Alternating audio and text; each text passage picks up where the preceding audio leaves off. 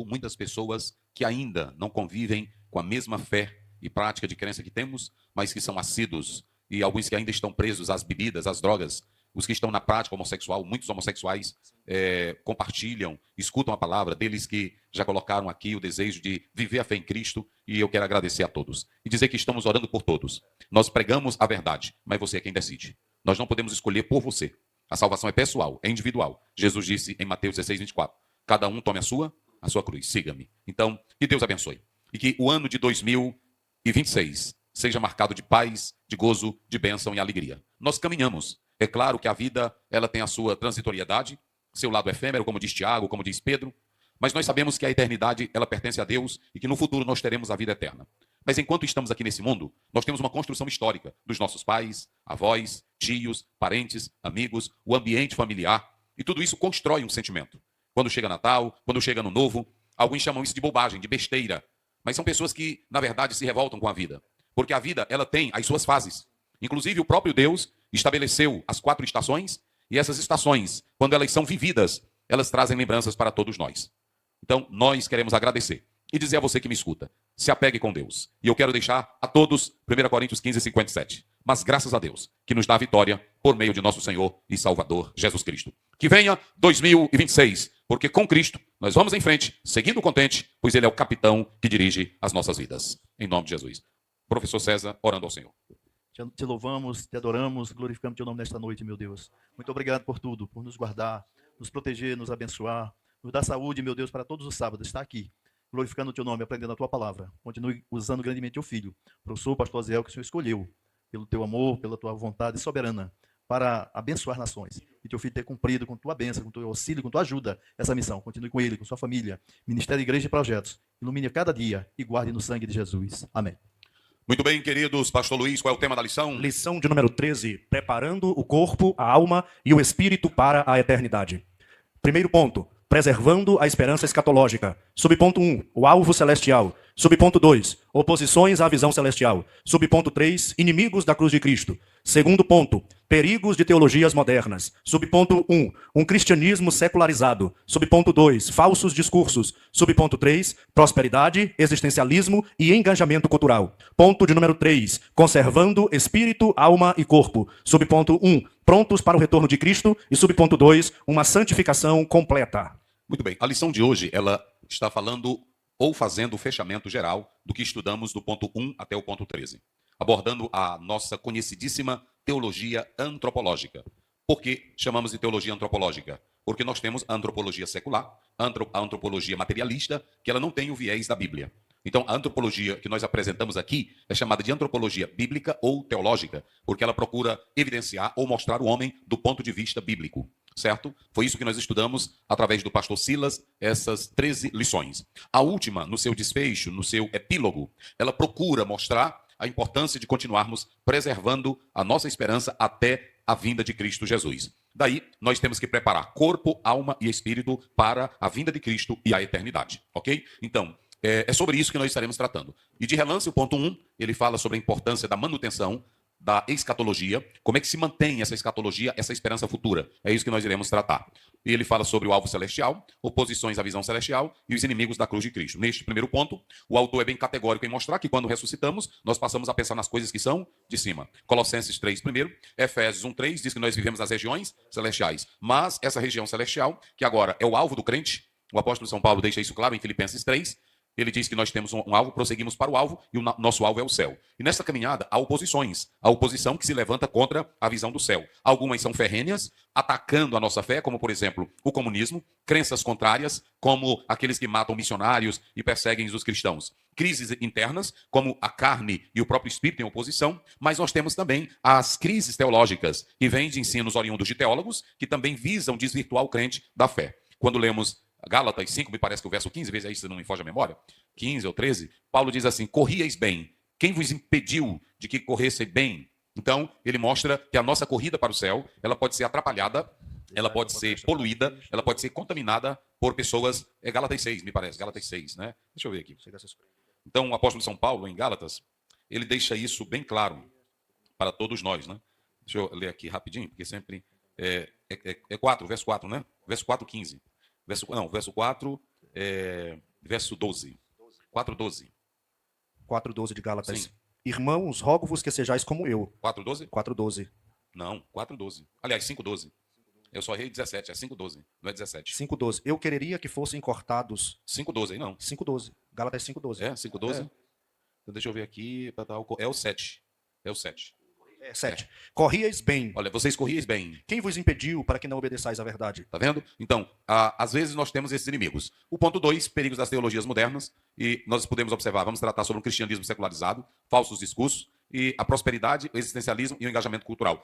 Você pode observar que o autor está mostrando que existem teologias que já estão trabalhando para que a nossa visão seja fincada, estabelecida apenas com viés terrenal. Não é isso? A teologia da prosperidade é uma. Ela se firma muito nas posses, nos bens, e ela vai esbarrar naquilo que é o existencialismo, no aqui, agora, no ser, na existência humana. E aí gera esse engajamento cultural. Por fim, o autor ele faz o término da lição, evidenciando a importância, à luz de 1 Tessalonicenses 5:23, manter uma vida santa no espírito, na alma e no corpo, preparando para o retorno de Cristo. Então, é isso que a nossa lição trata. Vamos lá, verdade prática e textual. Lição 13, texto áureo. Mas a nossa cidade está nos céus, donde também esperamos o Salvador, o Senhor Jesus Cristo. Filipenses 3:20. Verdade prática. Na vinda de Jesus, nosso corpo abatido será transformado em um corpo glorioso, e como um ser integral, habitaremos para sempre com ele no céu.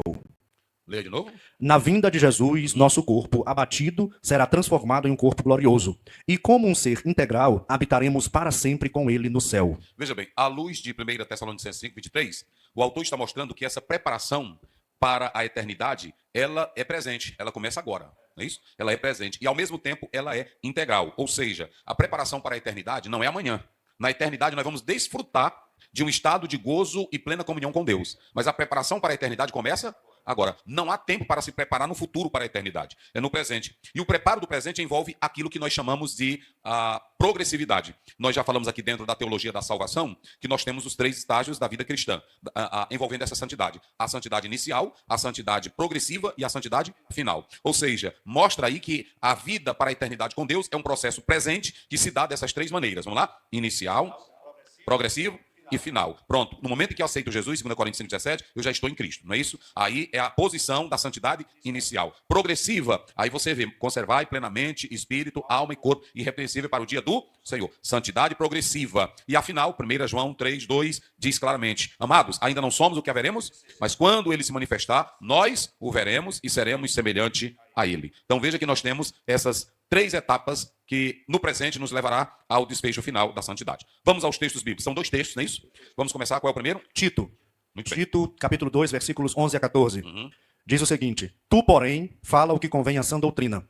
Os velhos... Tito 2. Tito 2:11. Eu li foi 2 primeiro.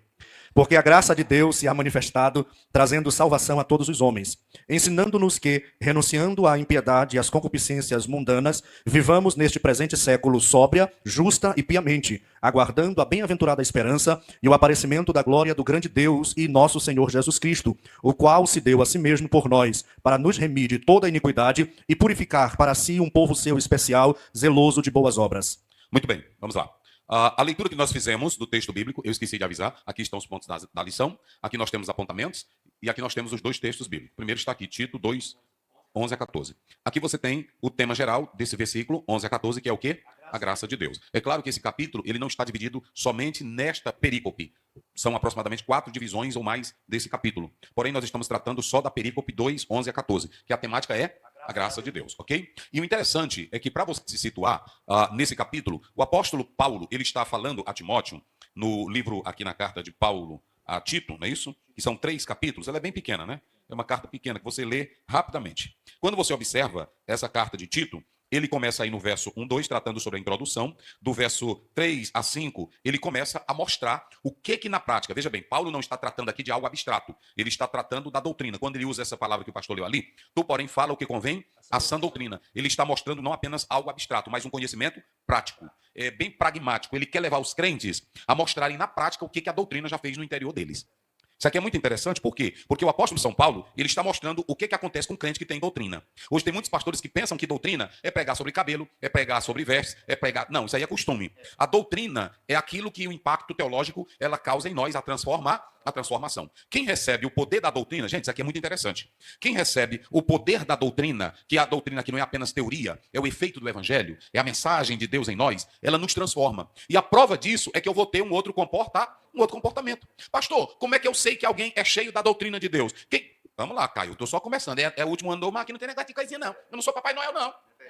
Aqui, vocês pensam que eu sou Papai Noel? Eu não sou Papai Noel, não. Eu sou servo de Deus. É assim ou não é? E outra, não tem aqui, esse ano, você quer melhorar? Eu quero, primeiro mês profético. Eu não tenho mês profético, não.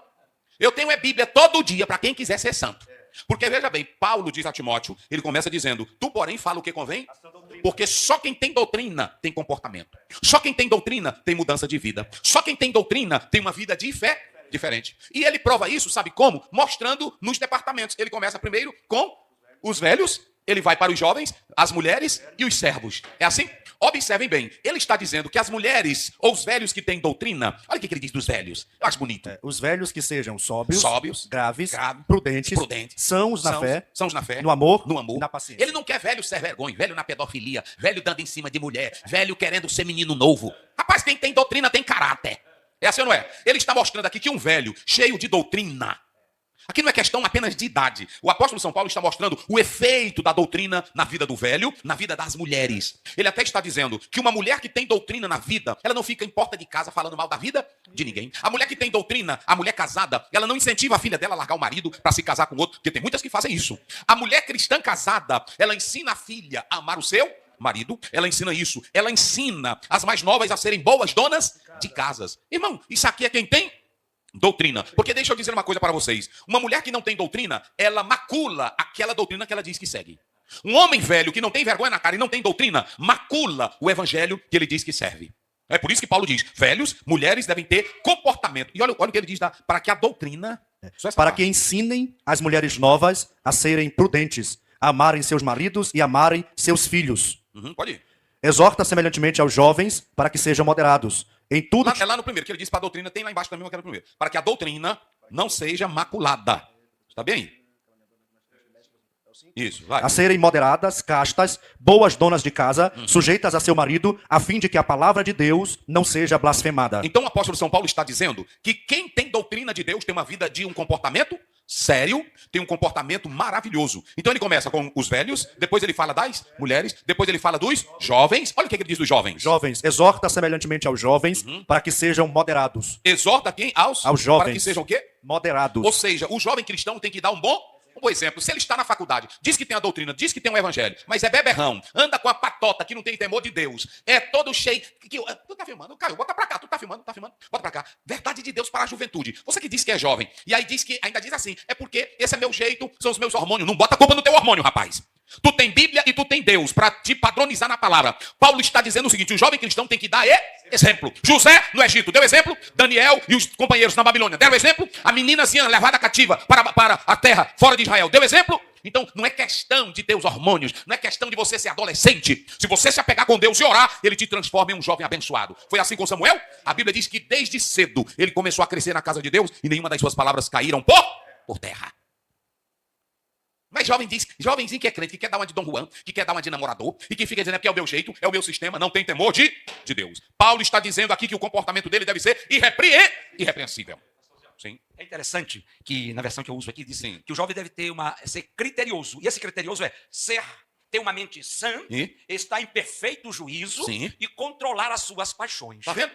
Agora ele mexeu. E quando Paulo diz as paixões da mocidade, eu já preguei aqui uma vez, não já? Uma delas é esse desejo desenfreado, esse negócio do jovem cristão andar dizendo, eu não me controlo, é porque eu sou jovem, é porque tu não é crente. Porque se vocês analisarem, há um teólogo que diz, ele tem que dar um comportamento de que a fé dele não pode ser maculada. Viver irrepreensível. Aí, primeiro grupo, idosos. Segundo, mulheres. Terceiro, quarto, Servos. Irmão, isso aqui é tão sério. Rapaz, eu vou dizer uma coisa para você. Irmão, esse negócio de doutrina, professor César, pastor Adalberto, pastor Luiz, irmão Nil, Caio, escutem bem, esse negócio de doutrina é um negócio sério. Porque o apóstolo São Paulo, ele vai confrontar um negócio que nós não aceitamos. Paulo diz assim, o servo cristão que está na esfera de um trabalho, ainda que o seu patrão seja ditador, seja prepotente, seja orgulhoso, o servo cristão, ele tem que sofrer o dano para mostrar que a doutrina está nele, e ainda que haja injustiça social, como é que ele deve reagir? Sei não. Porque se ele é um servo cristão, ele tem agora dentro dele o quê? A nova natureza. E agora o que é que domina ele? O Espírito Santo. E o que é que ele tem para ser educado? A doutrina. Se ele tem a doutrina e ele como servo, ele se comporta como um perverso. Tu tá filmando, Caio? Bota pra cá. Bota pra cá. Esses que estão aí na internet, esses que dizem que é crente, esses que andam... Vocês observam, eu prego aqui a verdade eu tô pregando aqui como é que Deus quer o jovem, sim ou não? Eu tô pregando aqui como é que Deus quer a mulher, sim ou não? Eu estou pregando aqui como é que Deus quer um velho, sim ou não? Agora, vocês nunca me viram aqui. Esse pastor fulano de pé vagabundo. Se eu faço isso, eu tô também no mesmo nível dele. Eu não sou crente, eu não tenho a doutrina de Deus. E se eu digo que eu tenho a doutrina, eu estou blasfemando da palavra. O irmão que diz que é crente, aí ele começa, essa cantora, aí começa o nome, vagabunda, cachorra, tudo também não presta, rapaz. Porque você está escandalizando a doutrina também. A minha palavra aqui é para os velhos serem crentes. E eu não cito o nome de ninguém. Eu conto uma história, mas não falo o nome do santo. Porque eu posso contar o que eu quiser e não citar o nome de É a falta de ética, é quando eu cito o nome, eu cito casa, eu cito local, eu cito horário. Então escute. Paulo está mostrando que quem tem doutrina tem vergonha. O velho sabe se conduzir. A mulher crente casada sabe se conduzir. Os jovens sabem se conduzirem. E os servos. Aí, agora é que ele vai. Gente, a graça de Deus aqui, escutem bem. Paulo está mostrando aqui a universalidade da graça. É por isso que quando ele pega a palavra todos, ele aqui não está falando de eleito, ele aqui não está falando de negócio de calvinismo. Negócio de calvinismo, arminianismo veio dos homens. Ele está mostrando que a graça ela é universal. Ela é para todos. Mas para ser salvo tem que andar na doutrina. Eita, mas eu gosto da Bíblia. E quando ele usa todos, ele mostra aqui que a salvação, ele diz, a graça de Deus se manifestou o quê? Salvadora. Ele não está falando de algo abstrato, é tangível. O Cristo veio e se manifestou em carne, 1,14 de João. E o verbo se fez e vimos a sua glória, como a glória do unigênito, do Pai. O Senhor não está falando de uma fé teórica. Ele está mostrando que a salvação se manifestou. E quando ele usa a palavra graça, haris, ele usa ela no sentido universal. A graça é para todos, o qual deseja que todos sejam e venham ao pleno. Está lá em 1 Timóteo 2,4. Então aqui a graça é salva, mas essa graça... Qual é a beleza da graça? Oh, meu Deus, é final de ano, é ou não é? O maior presente que a humanidade recebe é a graça de Efésios 2:8-9. Pela graça sois mediante, não vem de vós, é dom de Deus, não vem das obras. Então, a graça aqui é a capacitação da parte de Deus para que o homem receba a salvação. Aí o verso 12. Quando você vem para o verso 12, aí ele não está mais tratando da graça como um aspecto da salvação. Veja o verso 12, vamos lá. Ensinando-nos. Como é? Ensinando-nos. Então, agora ele sai da parte teórica. Na primeira ele só está falando da graça Salvador no seu sentido universal. Ele agora sai da parte teórica, doutrinal, e vem para a parte prática, pessoal. Ele agora quer mostrar a vida cristã na prática. Vai. Ensinando-nos. Essa graça aí não é a graça salvadora. Essa graça aí é o quê? A graça educadora. Eita. Eu falei agorinha que ele começou mostrando no geral. Como é que deve ser? O velho, a mulher casada, o jovem e o servo. Mas agora ele vai falar da graça no nosso interior. Ele vai mostrar o que a graça faz na vida de um homem e de uma mulher. Aí o autor pega esse texto, é por isso que ele pegou esse texto, envolvendo o corpo, a alma, porque a graça em nós, ela muda o nosso comportamento. A primeira coisa que a graça faz, gente, é que ela não quer mais aquele comportamento indesejável. Olha aí, vamos lá. Ensinando-nos que renunciando à impiedade... Olha, renunciando o quê? À impiedade e às concupiscências mundanas. Sim. Vivamos neste presente século sóbria, justa e piamente. Tá vendo? Ele agora está dizendo o seguinte, a graça me educa. Irmão, ô Caio, bota pra cá, Caio. Quem tá cheio da graça, eu já falei aqui, tem irmão que se zanga. Porque tem crente que diz que é uma graça, mas ele não passa de uma desgraça. Porque ele diz que tem doutrina, mas ele continua no mesmo estilo de vida de um homem moral. É assim ou não é? Então, o crente que tem a graça, ele é xingador? O crente que tem a graça tem a boca grande? O crente que tem a graça tem a língua grande? O crente que tem a graça xinga? O crente que tem a graça amaldiçoa? Olha pra cá. Agora, quem recebe a graça de Deus, a ação de Deus, ele tira o comportamento em desejo e renuncia. Ele faz uma renúncia de tudo que é obra perversa, ele não quer mais na sua vida. Quem tem a graça anda na imoralidade. Quem tem a graça anda na vergonhice. Quem tem a graça é um fanfarrão. Quem tem a graça tem a língua grande. Quem tem a graça é bom de porrada. Quem tem a graça é falador. Quem tem a graça é falso. Quem tem a graça tem comportamento safado. Eita, meu Deus, por que tu faz isso comigo? Eu queria dar mensagem de ano novo. Eu pensei comigo lá em casa, hoje eu vou fechar o ano. Eu vou fechar o ano. É como os coaches, né? Fechar o ano, né? Ano novo, queridos, o ano novo está chegando. Eu sei que você, muitas lutas, você não conseguiu o que queria conseguir, mas nesse ano de 2026, ele te espera, não é assim? Novos horizontes, você vai vencer. Aquela conta bancária que não cresceu em 2025, vai crescer. Vou te dar um conselho para 2026. Larga o comportamento imoral. Viva a vida na doutrina da palavra, porque não adianta tu ganhar casa, ganhar dinheiro, ganhar fama, ganhar nome e no final perder a vida eterna. A mensagem para 2026 é, larga, lê, filma ele bem aqui. Ensinando-nos. Olha lá e diz, Mensagem de Deus para 2026. para 2026. Para quem quer a vida de vitória. A vida de vitória. Lê. Ensinando-nos a renunciar à impiedade. Olha, a renunciar ao quê? À impiedade e às concupiscências mundanas. Vivamos neste presente século sóbria. Peraí. Vivamos nesse presente século, é esse século que nós estamos. O quê? Sóbria. O que é sensato aí é a vida de sabedoria, é a vida de Controle. Volta pra cá. Tu quer um ano novo de vitória? Viva uma vida Sóbria. Sensato, e de alto. Controle tua língua, controle teu olhar, controle teu comportamento, controle tua fala, controle tudo que há em você. E você terá uma vida de vitória, porque você vai ganhar a eternidade. Ele está falando uma vida sensata. E aí você vê que Paulo vai fazer um equilíbrio. O equilíbrio. Qual é o equilíbrio, pastor Aziel? Ele equilibra justiça e piedade. Segue. Justiça e piedade. Vai. Sóbria, justa e piamente. Olha aí, tá vendo? Sóbria, justa e... Porque piedade e justiça formam em nós o caráter de Deus. E se eu tenho esse viver, eu renuncio o viver que não presta e vivo conforme o viver de Deus, do caráter de Deus, do caráter de Cristo. Eita, meus irmãos. Tá vendo, irmão? É aqui. Porque aqui não é só moralidade. Ele junta duas coisas, piedade e o que mais? E justiça. Prossegue o 13 para mim correr. Aguardando a bem-aventurada esperança. Agora, nesse terceiro, você tem a essência da fé cristã. No primeiro verso, que é o verso de número 11, você tem a universalidade da graça. No segundo verso, que é o 12, você tem uma exortação prática. E no terceiro verso, você tem a essência da fé. Leia. Aguardando a bem-aventurada esperança e o aparecimento da glória do grande Deus e nosso Senhor Jesus Cristo. Isso. Veja bem, aqui ele está mostrando que o crente tem um comportamento diferente, uma vida moral diferente, porque ele está na expectativa. Ele tem aqui a essência da fé cristã. Qual é a essência da fé cristã? Jesus vai voltar. Qual é a essência da fé cristã? Aqui não é o meu reino. Qual é a essência da fé cristã? Eu peregrino neste mundo, mas eu não sou deste mundo. Aleluia. É por isso que ele está mostrando aqui a essência da fé cristã. É a expectativa do presente, no futuro, na volta de Cristo Jesus. E há uma coisa interessante nesse versículo, que ele faz duas colocações sobre Jesus. Quais são as duas? O qual se deu a si mesmo por nós. Sim. É o 13. É o 13. Grande Deus. Peraí. Primeiro, grande Deus. Ele faz uma colocação, a vinda do Senhor, a glória de Deus, não é isso? Glória do grande Deus e nosso Senhor Jesus Cristo. A glória do grande Deus e nosso Senhor. Pronto. Ele primeiro mostra que Jesus deve ser adorado como Deus. E segundo, ele é o nosso Salvador.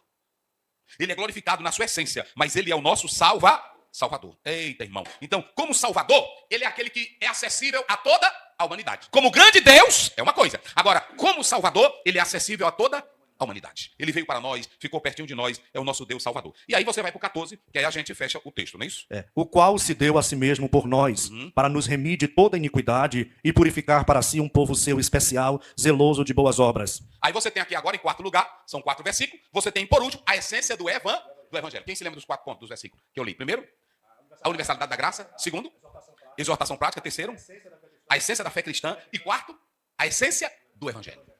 Nessa essência do Evangelho, eita, irmão, qual é a essência? Pastor Ciel, qual é a essência do Evangelho? O Evangelho, irmão, não tem nada a ver com o negócio de parede preta, parede branca, parede azul. O Evangelho não tem nada a ver com coach. O Evangelho tem a ver com a esperança da volta de Cristo. Porque o Cristo que me salvou, o Cristo que te perdoou, o Cristo que te redimiu lá na cruz do Calvário, a glória dele, a grandeza dele, é a obra que ele fez na cruz. E como ele fez essa obra na cruz, qual era o propósito da obra redentora de Jesus? Purificar-nos de uma vida imoral e suja para uma vida santa para Deus. E ele diz, e preparar um povo. Ele quer um povo exclusivo. Eita, rapaz. Eita. Irmão, o Senhor não quer um povo que está na fé e está no carnaval. O Senhor não quer um povo que tem a fé nele e tem uma fé dividida. Pé na igreja e pé no mundo. O Senhor não quer uma comunidade que sirva a ele e sirva aos prazeres carnais. Ele quer uma comunidade exclusiva. Eita. E olha, lê esse versículo aí de novo. Bora. O qual se deu a si mesmo por nós, para nos remir de toda iniquidade. Primeiro, nos remir do quê? De toda iniquidade. Vai. E purificar para si um povo especial, zeloso de boas obras. Ele está dizendo que o Senhor Deus, primeiro, não apenas redimiu. Ele redimiu, mas ele quer ver um povo fervoroso, um povo de vida e um povo de ações práticas. Isso aí, um povo de ações práticas. E é essas ações que manifestem a glória de Deus. Então veja, aqui nós temos: promove a salvação de todos os homens, educa o crente a renunciar a tudo que não presta. Crente velho, bom de faca, bom de peixeira, zangado, palavrão, crente velho falso, fuxiqueiro, mentiroso, safado, nunca a graça entrou nele. A graça me educa.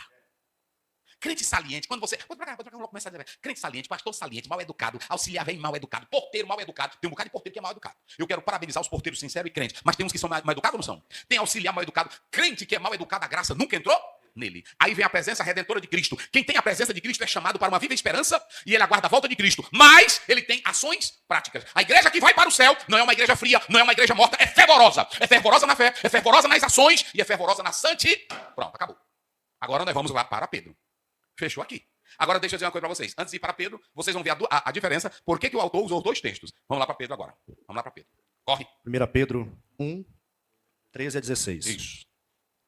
Portanto, cingindo os lombos do vosso entendimento, Isso. sede sóbrios e esperai inteiramente na graça que se vos ofereceu na revelação de Jesus Cristo, como filhos obedientes, não vos conformando com as concupiscências que havia antes na vossa ignorância. Isso. Mas, como é santo aquele que vos chamou, sede vós também santos em toda a vossa maneira de viver. Porquanto escrito está, sede santos, porque eu sou santo.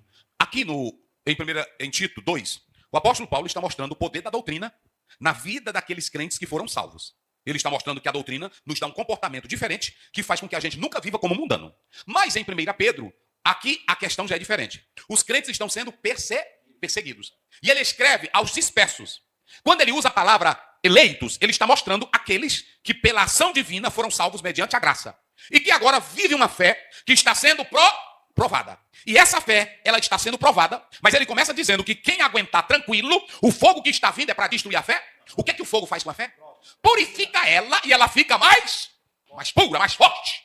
Ela fica como ouro agradável. Então veja, lá ele está tratando do crente que usa o corpo com a doutrina para a glória de... Mas aqui é o próprio crente provado na sua fé.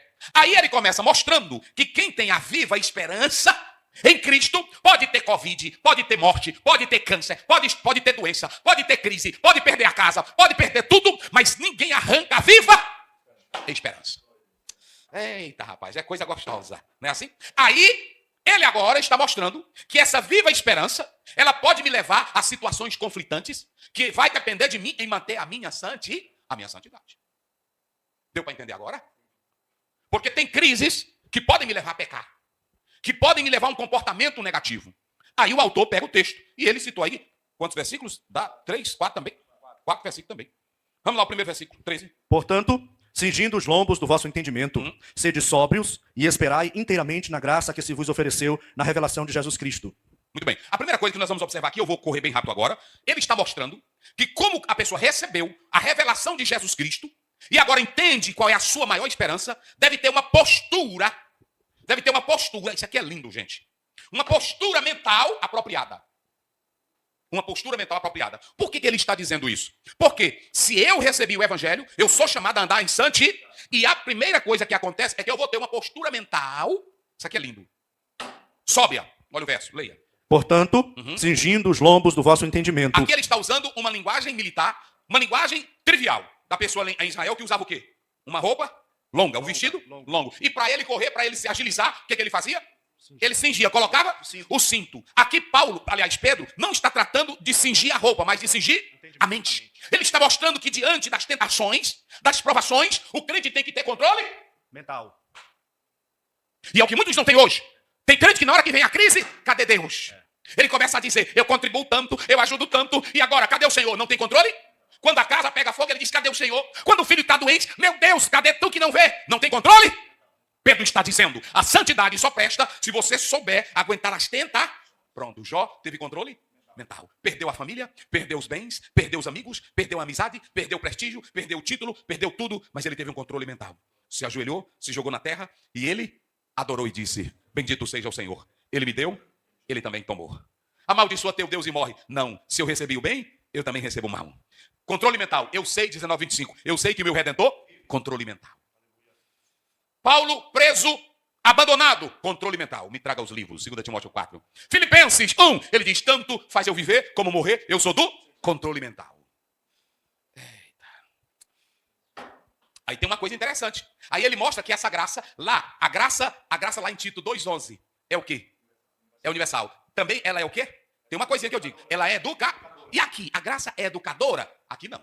Olha a diferença, como é que ele diz? Vai lá. Portanto, cingindo os lombos do vosso entendimento, sede sóbrios e esperai inteiramente na graça que se vos ofereceu na revelação de Jesus Cristo. Veja bem, a revelação de Cristo não foi só para lá. Quando Cristo se revelou, a graça salvadora nele, ele agora está dizendo, se vocês pegam essa graça reveladora em Cristo, Pedro está dizendo para os irmãos. Olha o que Pedro está dizendo. Essa graça do Cristo que se revelou, ela tem que moldar o comportamento de vocês. Aqui já é a graça que me capacita a vencer as minhas tentações. E essa graça, queridos, ela me dá esse autocontrole. 3 coisas a graça me dá aqui. Entendimento, sobriedade e esperança. Vamos ao outro verso. 14. Como filhos obedientes, não vos conformando com as concupiscências que antes havia na vossa ignorância. Olha, vamos lá.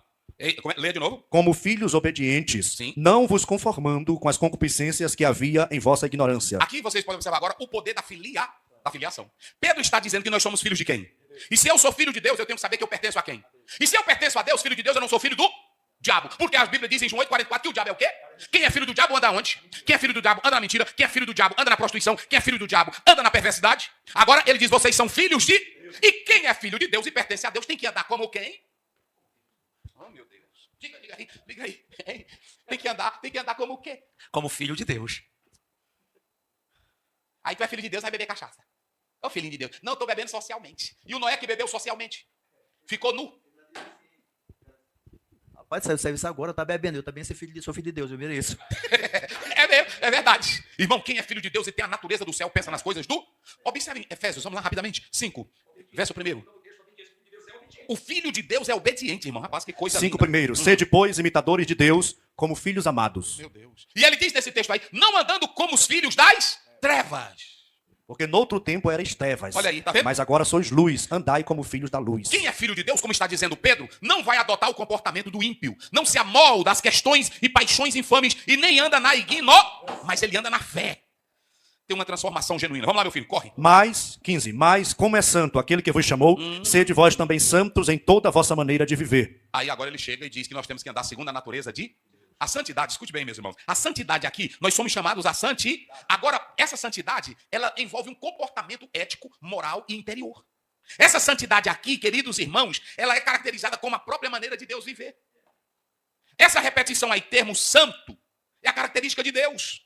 E esse tornar-se, sejam santo como Deus é um crescimento espiritual contínuo. Não é uma regrinha, não é uma mágica. E outra coisa, abrange todas as áreas. Como é que ele diz? Sede santo em toda... Sede santos porque eu sou santo. Versículo 15. Sede santos em toda a vossa maneira de viver. Não é apenas uma aparência de roupa, porque às vezes, meu querido pastor, a irmã que o senhor está dizendo para ela usar um vestidão, eu não sou contra não, ela pode usar. Ela está usando um vestidão, é assim ou não é? Toda bela, mas a mente dela é o quê? Essa é vergonha. Às vezes o irmãozinho é todo empacotadinho, a camisinha abotoada bem aqui, anda quase sufocado, quase morrendo. Mas é devasso. Eu conheço muitos aí que andam com a Bíblia do tamanho de um pergaminho. É ou não é? Querendo mostrar o quê? Santidade exterior, mas não paga a sua conta. É safado. Meu Deus do céu. Mensagem para o ano novo. Entendeu? Então veja bem. Rapaz, é negócio pesado. Abrange todas as áreas. Olha aqui. Digamos que o pastor Luiz é um açougueiro. Aí ele, eu dou um quilo para ele de tanto, não é isso? Aí ele me deu tanto, errou no troco. Ele me deu a mais. Tem crente safado. Tem crente que sai de lá dizendo, Jesus hoje era o que eu precisava. Mas quem tem santidade? Olha, quem tem santidade, olha para cá. Você diz santo em toda? Não, meu senhor, o senhor me passou um troco? Errado. Eu já contei aqui que um rapaz estava no ônibus e quando o pastor foi descendo, aí ele deu um troco a mais. Aí o pastor voltou. Na parada ele voltou rapidinho e disse, olha, o senhor me entregou a mais. Ele disse, não entreguei a mais. É porque ontem à noite eu fui no seu culto de posse. Eu só queria saber se o senhor prestava mesmo. Tá vendo como é as coisas? Se ele vai fazer uma prova, ele vai pescar? O que tem de pastor comprando diploma de teologia? Aí é santo. Anelzão do tamanho da cabeça dele, aí é santo. É assim ou não é? O que tem deles que não tem nada, aí anda querendo ser doutor, aí é santo. No público é o quê? É uma santidade. E o que tem de irmã, que é tão santa nas vestes, mas a língua é língua de tamanduá. A santidade, ela está em todas as áreas da vida. Até no deitar, bota pra cá, Caio. Bota pra tu tá filmando. Aqui não tem coisa pra tu também, não. Aqui é ano novo. Olha, deixa eu dizer uma coisa pra vocês. Até o maridão que deita com a esposa dele pensando na namorada. Tu não é santo, meu filho. Eita, irmão, tem coisa. Você de santo em toda? Maneira de viver. Se comprou 1 quilo de carne, Ser fiado santo. e não pagou. Não é Tu não santo. é santo coisa nenhuma. Eita. Tá. O Espírito Santo, quando ele entra, ele transforma algumas partes de nós? Não. Ah, é não? Ele nos santifica pela metade? Não. Ele nos santifica onde? Completo. Em toda maneira de Viver. Primeira coisa que ele faz, a tua mente não é mundana, porque em Romanos 12, 2, mas transformai-vos. 1 Coríntios 16 diz que nós recebemos a mente. Ezequiel 3, 26, 36, 26 diz que ele tirou o coração e colocou o quê? Ele transforma a nossa alma, espírito e corpo. O nosso corpo, como está em 1 Coríntios 6, 19, agora passa a ser templo de quem? E o nosso espírito humano foi renovado e somos agora guiados por qual espírito? Não, irmão, é porque ele ainda tem essa ruindadezinha aqui. Nele vai mudar. Eita, meu Deus do céu. Último versículo, vai. Porquanto escrito está, Sim. sede santos, porque eu sou santo. Como é que diz? Porquanto escrito está, sede santos, porque eu sou santo. Tu que leu, bota na cara dele lá. Eu vou te fazer a pergunta, tu que leu. Tá bem aí a resposta, porque tá na cara.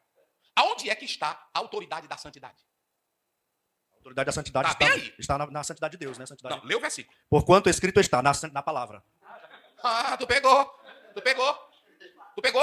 A autoridade da santidade está onde? Na palavra de Deus. Então a autoridade da santidade eu tenho que olhar para o Billy Graham? Não. Eu tenho que olhar para o pastor. Vai aí, citar um famosão. Tem vários. Mas tem irmão que diz, eu queria ser santo como o pastor Aziel. Queira não, filho. Eu estou lutando. Não é assim? Todo dia eu peço para Jesus matar uma coisinha em mim. Entendeu? Agora, Pedro foi inteligente. Pedro disse assim, sejam santos como eu? Não. Como a escritura diz que tem que ser santo. Ele... A Escritura traz o padrão de santidade de Deus e logo diz, ó, este é o modelo. Fala. Hein?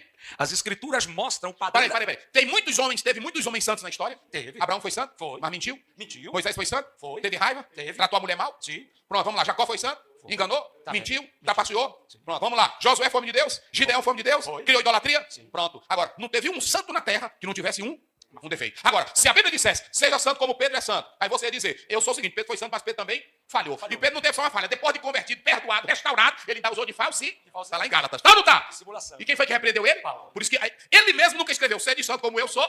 Pedro escreveu? Não. E eu acho lindo, irmão. Antes dele responder de novo, vamos lá para Atos 3. Eu acho lindo a Bíblia. Eita, hoje, irmão, tem irmão que fica, meu Deus do céu, se Deus está me usando, amém, mas não olhe para mim, porque eu não tenho nada. E diga, ele é um pastor, é um homem de Deus, tem suas falhas. Foi assim ou não foi? Agora vamos lá. Pedro não escreveu dizendo, eu acho lindo, irmão. Eu acho lindo. Eu vou mostrar aqui para nós. 12. Vai. 3, E quando Pedro viu isto, disse ao povo, varões israelitas, Sim. por que vos maravilhais disto? Hein? Ou por que olhais tanto para nós, Hein? como se por Para aí, nossa... Olhai tanto para nós. Eu tenho raiva desses líderes, diga na Bíblia, que querem demonstrar uma santidade exagerada. Quando você vê ele falar demais, é porque ele está doido para fazer. Sim ou não? Eu sou casado há 31 anos, vou fazer 32 anos de casado. Já estudei só, já fiquei em quarto só. Tinha amigos que diziam, ei, tu não vai sair hoje não? Hoje o fulano de tal, um dia uns colegas da sala de aula de mestrado chegaram e disseram, olha, hoje nós vamos visitar um vinhedo, né? O senhor não vai? Eu disse, também não mostrei santidade. Eu sou pentecostal, eu cuspo, como é que ele diz? Eu cuspo fogo e arroto. Eu não ando nisso, rapaz. Me respeite, não. Pronto, eu só disse, meu querido, eu queria tanto, mas eu deixei um monte de trabalho durante a semana atrasado e eu tenho que fazer aqui. Me desculpa. Rapaz, irmão, bora. Eu disse, não, depois eu vou. Quando foi na segunda-feira, a algazarra lá na sala era grande. Tu viu o pastor fulano, embebedou, que para nós botar ele dentro do ônibus? E se eu tivesse lá? E se eu tivesse lá? Agora, não sei onde foi que eu cheguei, uma pessoa disse assim, pastor, na hora que eu sentei no restaurante, aí uma pessoa disse assim, qual vinho que o senhor toma? Ele, meu Deus do céu. Pronto. Qual vinho que o senhor toma? Aí eu disse, irmã, eu quero suco de cajá, bota suco de cajá. Não bota. Aí ela disse, eu pensei que você ia pedir mesmo vinho. Fazendo uma jogada para mim. Me testando, me jogando. Irmã, é assim, a minha esposa, até um Guaraná, quando ela está tomando, ela diz assim, bota bem aqui na frente. Porque o Guaraná, quando a gente bota, ele escuma. Não é assim? E parece com o que o bicho? Com cerveja. Se passar direto uma pessoa e ver, não é assim? Aí... Em Belém tem um Guaraná, eu creio que ainda é esse mesmo nome, Barecola. Ele vem numa garrafa de cerveja, o rótulo parece uma cerveja, e quando você coloca, ele parece uma cerveja. Você tem que tomar com ele na mesa, senão diz que o senhor está tomando cerveja. É verdade. Aí ela bota bem direitinho, que a Bíblia diz fugir da aparência do mal. Tem irmão que diz, eu não ligo não, porque estão passando. A Bíblia diz fugir da aparência, porque quem é crente tem amor de Deus nunca quer ver o seu irmão escandalizado. Aí, vamos lá para responder a pergunta dele ali. Aí, quando O pessoal olhou para Pedro, olha aí, olhe para nós. Por que maravilhais tanto disto, ou por que olhais tanto para nós? Por que vocês estão olhando para nós? Irmão, nenhum... Caio, tu tá filmando, Caio? Nenhum pregador hoje, olha para cá. Nenhum pregador da atualidade diz isso aqui que Pedro disse. Depois, e olha para cá, né? Aquele negócio, parece que ele tá andando, né? Levanta ele, tá andando. Foi milagrezinho não. Foi milagrezinho. Foi milagrezinho, não foi? A Bíblia diz que o homem entrou como? Saltando. E quando a multidão correu. Você espantou porque conhecia ele. Caio, bota bem aqui. Se fosse hoje, o pastor ia pegar o paralítico. Ia levar De mão dada pro templo. Filmagem em rede, É mundial. internet e YouTube direto. E ele ainda ia dizer, aqui é a igreja que tem Milagre. Aqui é que tem poder, vem pra cá. Pronto. E traga a oferta. Se você quer a bênção, a mão de Deus está por aqui. É aqui que tem um chão, né? Assim, é aqui que tem um chão. Aí tu ia começar, crente descambando. E do mundo todo. Agora, olha a espiritualidade desse homem. Por que olhais tanto para nós, como se por nossa própria virtude... Esse homem está andando, mas o preço que eu paguei... É assim mesmo. Eu sei tudo de um esquema. O preço que eu paguei, as noites de jejum, as noites de orações, eu paguei. Aqui não é para qualquer um, não. Aí os crentes... E o Pedro disse, olha, para... Por que olhais tanto para Primeiro, nós? ele não fez campanha de cura. Não. Segundo, ele vivia a vida normal. Todos os Dias. dias. Terceiro, foi o impulso do Espírito? Do Espírito Santo. Em quarto lugar, havia um propósito.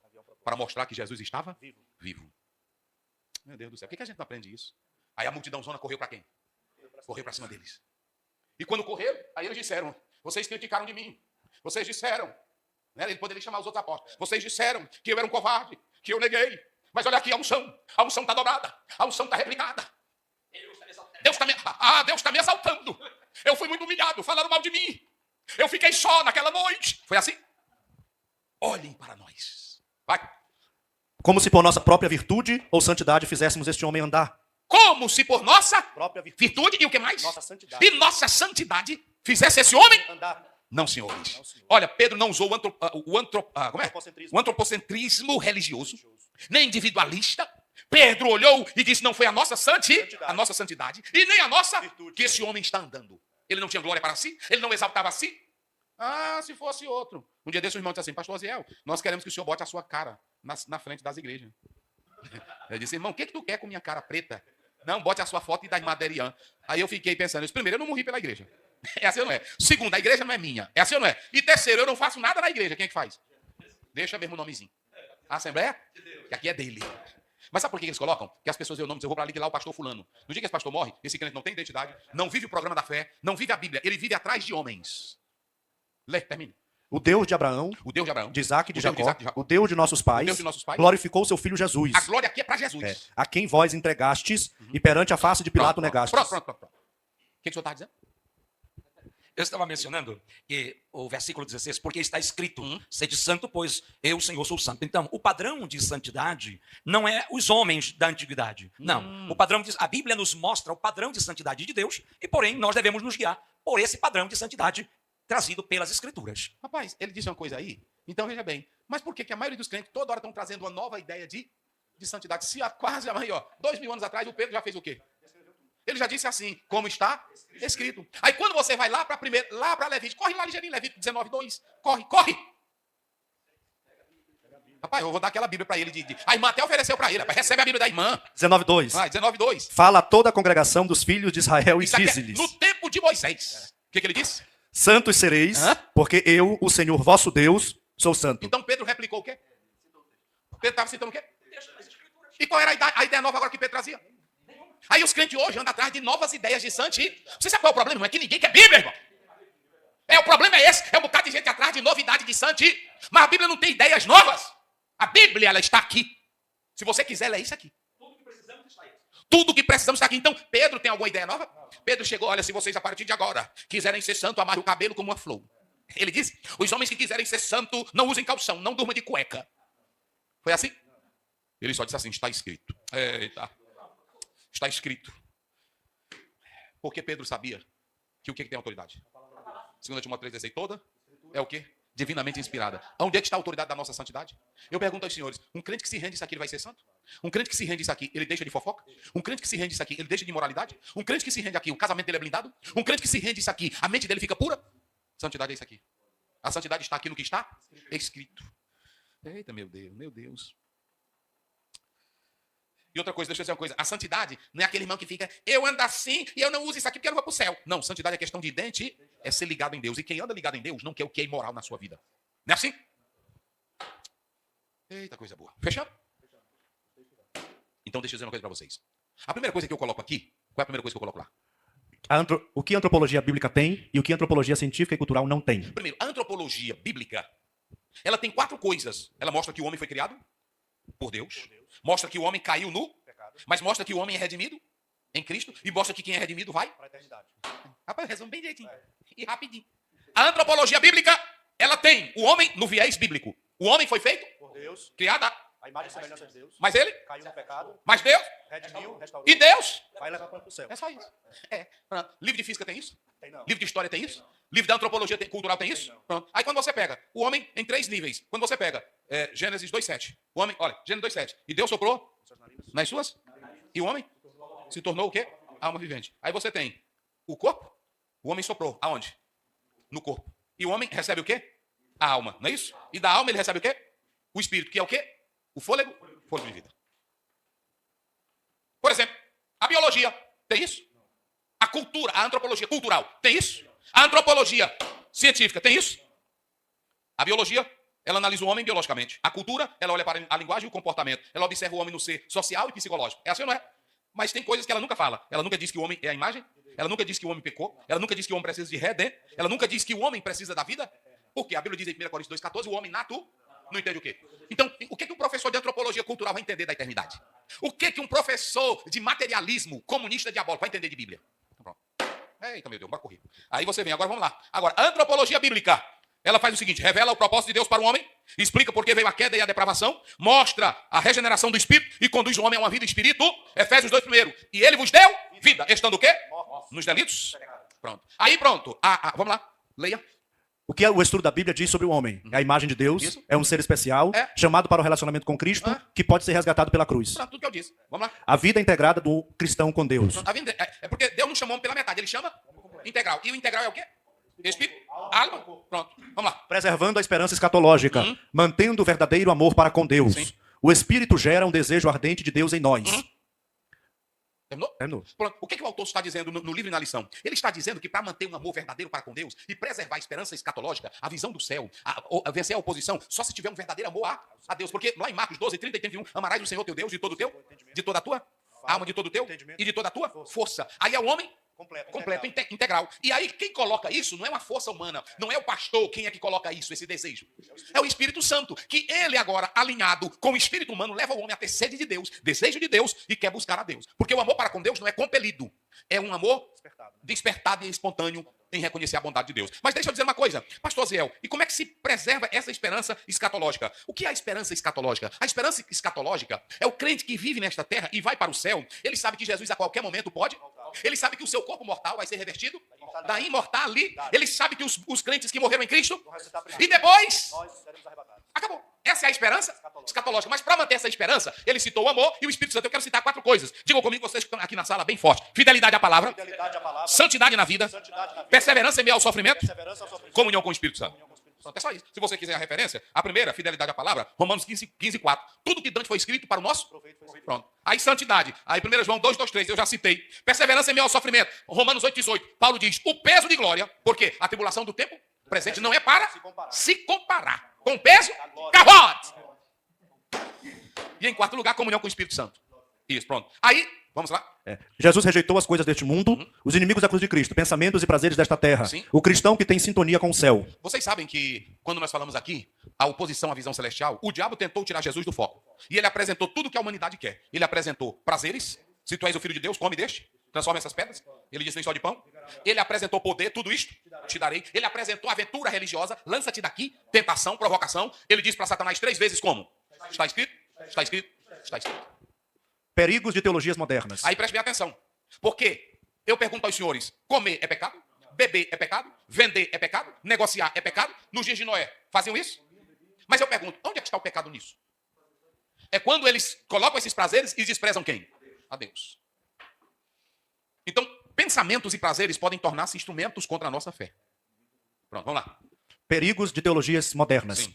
Características dos últimos dias. Menor fervor espiritual, Sim. aumento das questões temporais e falta de interesse pelas coisas celestiais. Pode ir. O mal de uma visão secular da fé. Aí. Rejeita... Aí já é o segundo, né? É. Pronto. Veja bem, quando nós falamos sobre os perigos, eu falei aqui a secularização da fé. O que é a secularização da fé? A Bíblia diz o Deus deste século. Vocês sabiam que no secularismo cristão, eles não atacam a doutrina. Eles não atacam de modo direto. Mas eles suavizam e eles vão aos poucos roubando a essência. Vou dar um exemplo aqui. Não, a Bíblia é o seguinte, nós cremos na Bíblia, só que ela não é a palavra de Deus. Ela só contém. Pronto. Eles vão diluindo, tirando a autoridade da palavra. Por exemplo, não, é o seguinte, essas leituras da Bíblia, elas são importantes. Elas são símbolos. Olha, hein? Elas são símbolos. Olha, esses milagres, nós podemos analisar que as cosmogonias, como por exemplo, da Grécia, a Bíblia tem também a sua utilidade. Em especial, Jesus como ser moralista, social. E aí o besta do crente pensa que ele está fazendo o quê? Falando bem da Bíblia. Pronto, ele está tirando o quê dela? A autoridade dela, diluindo ela. Não é assim? Não, é o seguinte, essas leituras, eu acho lindo. Eu vi uma pessoa falando daquele velho que fazia a bondade, que revolucionou o mundo. Mahatma Gandhi. Ele disse, eu quero ser o Cristo, mas eu não quero ser o cristianismo. O bicho era mulherengo, cheio de vergonhice. Agora ele não queria mensagem de inferno, ele não queria mensagem de santidade, mas ele queria a mensagem do amor. E quem é que não quer a mensagem do amor? Da paz. Mas na hora que batia na ferida dele, não adulterarás, não te prostituirás. Ele queria? Pronto, aí era zanga. Então o que acontece? Tem muita gente que quer a mensagem da Bíblia, só da paz, do social. É assim ou não é? Pronto. Aí o que acontece? A secularização da fé diminui a autoridade do quê? Eles não querem a Bíblia como regra de fé e prática normativa. Eles querem isso aqui para normatizar a vida deles? Então pronto. E aí o que acontece? Aí entra as teologias. Eu botei aqui as teologias que diminuem a autoridade da Bíblia. A primeira, teologia liberal. Nega milagres, relativiza a inspiração bíblica, reduz Cristo ao mestre moral. E aí, teologia da prosperidade. Centraliza o homem, confunde fé com barganha, minimiza o sofrimento cristão. Está aí Lucas 9:23, Filipenses 1:29, para refutar. Teologia relativista, pós-moderna. Nega a verdade absoluta, submete a Bíblia à cultura, dilui as doutrinas fundamentais. Refutação, João 14:6. Judas 1:3. Teologia da libertação. Reduz o evangelho à política, substitui redenção por revolução e enfatiza a luta de classe. Refutar ela. João 18:36, Romanos 1:16. Vamos lá. O mal de uma visão secular da fé. Rejeita a estrutura religiosa, torna a fé individualista, sem comunhão, busca engajamento de pautas sociais, políticas, econômicas, ideológicas e possui apenas interesse humano. Aí, vai. A igreja não deve servir a teologia pública nem o secularismo da fé, e sim crer no poder de curas, maravilhas, línguas estranhas. Irmão, nós continuamos, para quem quiser, nós continuamos dizendo que Jesus salva, que Jesus cura, que Jesus... Pronto. E Marcos 16:17, no Novo Testamento todinho, Jesus fez maravilha. E a Bíblia diz em Romanos 15:19, por onde Paulo andava, e não tem limite para dizer que cessou. Quem crê, fará as obras que eu faço. Pronto, vai. Falsos discursos, a marca da verdadeira igreja, a pregação acompanhada de curas e maravilhas e milagres. É porque é o seguinte, não, os dons cessaram, nós entendemos que a Bíblia... Esses discursos acabou, irmão. Nós temos que ter um discurso que o evangelho é poder de Deus. O nosso discurso é que Jesus Cristo transforma, liberta da droga, liberta do pecado, implanta uma nova natureza, salva, liberta. Esse é o discurso pentecostal. Tá aí, vamos lá. Perigo da atualidade. Paulo diz o seguinte, quando eu fui ter convosco, eu não fui sublimidade de palavra, eu não fui querendo enganar vocês como qualquer filósofo, eu fui na demonstração do quê? De espírito e de poder. Tornarem-se vazios do poder espiritual. Tem muita gente que tem um bocado de discurso, não é isso? Tiago 1:22 diz, não sejam apenas ouvintes, mais praticantes. Tem irmão, tem igreja, irmão, que a pessoa vai, a palavra está aí, o milagre, só lendo um sermãozinho. É assim, não é? Free, lê aquilo ali, não crê no que está. Ele tem só o quê? Só um sermão, só um discurso. Ele só tem discurso. A Bíblia chama o pregador de profeta. A Bíblia chama o pregador de um homem de fé. E é assim que nós temos que ser. Cuidados que o pentecostalismo clássico deve tomar. Isso. Visões teológicas modernas que afastam o crente da vida de fé, Isso. comunitária e de poder. Tá vendo? Preservando a marca. Pregação, oração, operações de maravilhas. Isso, pronto. Porque hoje é o seguinte, tem muitos pregadores pentecostais também que estão ficando vazio, velho. E ele agora é só querendo adotar a posição reformada. É assim ou não é? É, pronto. Free. Rapaz, a igreja quer te ver. É tu pregando o evangelho que é poder? É expulsando o demônio? É orando pela luz? Pregando o evangelho que Jesus Cristo é o mesmo ontem, hoje, ele cura, salva e batiza. Nós queremos no poder das escrituras, sim ou não? Nós queremos na palavra de Deus, sim ou não? Sim. E outro, não se ilude só com o reformado, não. Lutero tinha coisa boa, mas tinha um ódio de judeu que não prestava para nada. E era uma briga com fulano, briga de teologia, briga de poder. Irmão, nós temos que ficar com quem? Jesus. Com a Bíblia, pronto. Conciliando doutrina e teologia com a vida de prática, fé e de poder. Conciliando? Doutrina e teologia. Com vida? Com a vida de prática, de fé e de poder. Não adianta só falar em poder, só falar em milagre e não ter o quê? A doutrina. Foi isso que nós falamos. Se não tiver esse equilíbrio, aí as coisas chafurdam. Pronto? Prosperidade, existencialismo e engajamento cultural. Doutrinas erradas. Vai. Teologia da prosperidade gera uma visão apenas existencialista. A cosmovisão cristã é inspirada no viés reformado. Tem fundamentos teológicos diferentes do pentecostalismo, firmado na escatologia calvinista. Olha, a cosmovisão cristã é um termo que, na verdade, vem aí do século XVIII, já no XIX, né? Até mesmo com Kant e outros. Mas é interessante entender que quando a gente fala dessa visão cristã, dos pensadores cristãos e reformados, como Abraham Kuyper e Hermann Doyerd, eles trazem o seguinte: Deus é o Criador. Bem, nós temos que entender o seguinte, é que tem que ter muito cuidado para que não se jogue apenas pelo viés calvinista. Isso, muito bem. E em último lugar, o terceiro ponto, como é que conservando espírito, alma e corpo. A santificação ligada ao propósito da eternidade. Pronto. E aí, se vocês analisarem, a resposta está aí no texto que nós falamos. Para conservar plenamente o corpo, a alma e o espírito, nós temos que seguir esses dois textos. Manter a doutrina para ter um comportamento adequado e andar em santidade. Mesmo em meio à prova, as atitudes, eu tenho que manter o quê? A minha mente santa. Sobriedade. Cingido, sobriedade mental. Foi assim? Então, que Deus te abençoe. Vamos encerrar, pastor Adalberto, pastor Luiz da Benção Apostólica.